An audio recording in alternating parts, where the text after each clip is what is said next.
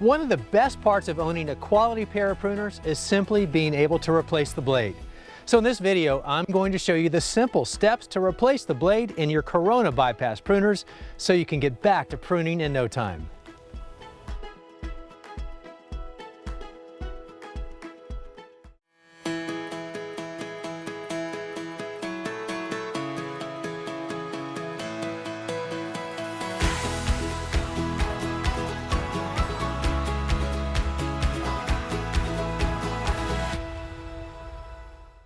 Replacing the cutting blade on the Corona bypass pruner is quick and easy.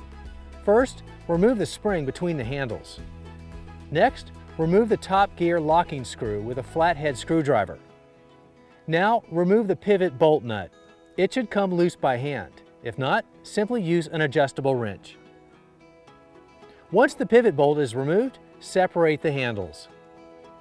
Next, remove the old blade.